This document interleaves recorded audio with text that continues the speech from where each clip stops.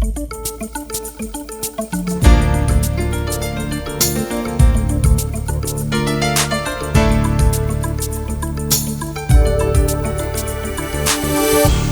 my guest is your Superintendent, Todd Bowling. Todd, welcome back to SuperChat. Morning, Gary. How are you? I'm just fine, sir. Well, I'd like to get right into this. You know, your staff are right now in the process of completion of receiving the COVID vaccine. Where do things currently stand on this process? Currently, we are getting our second shot, and we are scheduled for Wednesday, March 10th. With shots starting at 12 noon and going through 5 o'clock. We are getting the Moderna shot. So our students will have a remote learning day. So once you get your first shot, your second shot is scheduled automatically. So we had no say in when the second shot would occur. We will be vaccinating around 1,000 staff members again in a 5-hour period. So a lot of time and effort goes into this planning, and we are very appreciative of our partnership with Mercy Hospital. And I'm very appreciative of all the planning that Kiva Bryce and Daryl Yater have put into this project. So just very fortunate that we have been chosen to get vaccinated, and very fortunate of our partnership with Mercy. How many staff members opted to receive the vaccination? Do you have a handle on that? Yeah, so right now it's about 78% the first time around, but that number is going up. So some folks wanted to wait and find out more information about the vaccination. So since that first round of shots, some people couldn't make it. It was very unfortunate the first day we had scheduled. Back in February, we had a lot of snow come down that evening, so some people could not make it. So we've since scheduled a lot of other makeup dates. So we're creeping up into the 80s right now, mid-80s. But at our first original sign-up, it was 78%, but now we're in the mid-80s with how many staff members have taken the shot. Good. Well, with having a vaccine in place now, how do you see this impacting your school district on a go-forward basis? Yeah, so now we need to take full advantage of the vaccination and work on return of all students to school. Right now, we're pretty fortunate because the list is up to 1C, so it's 60-year-olds, diabetics. It hasn't even reached those cancer patients yet, and the younger ages of 55 and 50-year-olds. So Ohio has deemed teachers a high priority due to the fact that kids need to be in school, and also the fact that parents can't work if kids aren't in school, where other states have not put teachers high up on the list. So with us moving forward, we'll be able to return more kids to school. It has been a big push for our parents and our high school age students, and so it's going to allow us to do it. Just a reminder that after the second shot, there is a 10-day period. Then Moderna is fully effective at that point. Mm-hmm. Well, as you alluded to, you currently have students attending in person and others engaging in remote learning. How many of your students are in person? What percentage roughly right now? So right now we're at about 65% in person, 35% remote learning. For our high school numbers, though, it's more about 55% in person and about 45% in remote. So those numbers have gone back and forth to almost about 50-50. So high school students have been more likely to stay at home. And then there's lots of reasons for that. With unemployment going down, some of our kids have been forced to work. With not every high school kid going to school on a regular basis, that's tough on our kids because we don't offer transportation for grades 9 through 12. So finding rides to school is very difficult. So some's had to stay remote because of that also. So we're doing our best to get more kids back in school. So the more we can bring back, the more accessible it makes for others. Well, now that you have your staff completing vaccinations, are you planning to bring more of your remote students back into the buildings for in-person? I mean, do you suspect that will happen? Yeah, it's been a big push by the governor in the state of Ohio. Lots of things have come out from the CDC, and it's kind of funny. With the vaccination or without, we now have enough evidence, and it's very clear that with the vaccine or not, the CDC is recommending it's safe for kids to come back to school because we are good at following the safety guidelines we have in place. And when they do come back to school, 3 feet is what the CDC says is safety guidelines. 6 is the golden standard, so you'd like everybody to stay at 6 feet, but 3, 4, 5, 6 feet is good for students to be back. The governor has also reduced quarantine practices. Now, we're not enforcing this, but he's also said that if you're wearing a mask and you're next to someone who tests positive, that you do not have to be quarantined. Well, we still want to practice the safety procedures, so we are still quarantining those students. But we know with the vaccination that if a teacher is next to a positive test in class, they do not have to be vaccinated.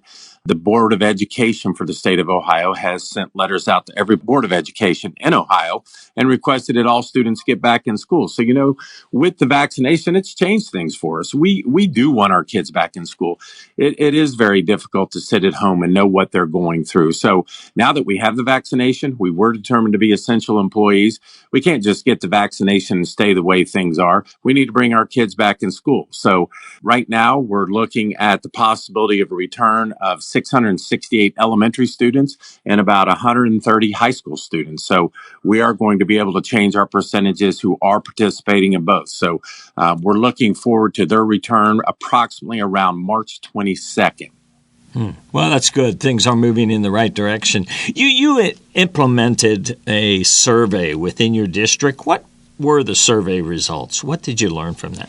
What the survey told us is elementary specifically, they're ready for the kids to get back to school. So at the beginning of the year, there were some major concerns about getting the kids safety. And so what would it look like in a school? Well, at first it was 6 feet. And then as we got more and more data and we practiced more and more things, we saw that we could do things at 5 feet safely, 4 feet safely, and even 3 foot safely to a certain extent. The model we had in the high school with cohorting was kind of like doing remote teaching from the high school level. And so we had few or no quarantines, and it provided a really safe model because a high school is not like an elementary classroom. An elementary classroom, even when you and I went to school and how it is nowadays, is 25 kids in one classroom. You stay together all day long. Well, a high school, one teacher could see 160 to 170 kids a day.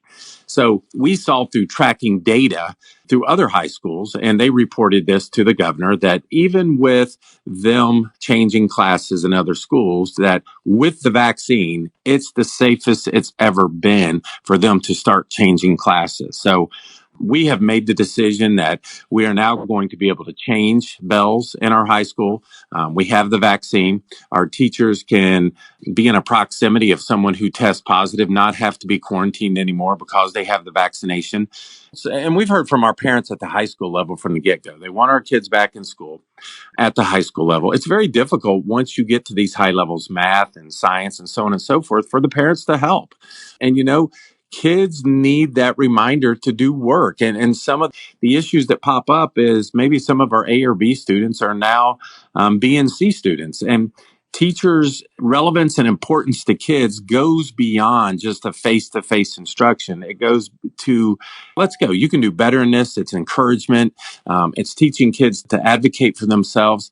It's reminders to get things done. And when they're sitting at home and they're not getting these reminders and they're not having this interaction, those are the parts that's missed. So if we can get these kids back in school, get them socially, getting together, getting them motivated again. And that's my biggest concern, Gary, to be honest with you, is getting kids motivated to come back to school again, getting our performing arts back engaged, getting our kids interest. What stimulated them to want to be in school to begin with? That's what we got to start looking at. How do we make it engaging again? And so that's the part we got to work on.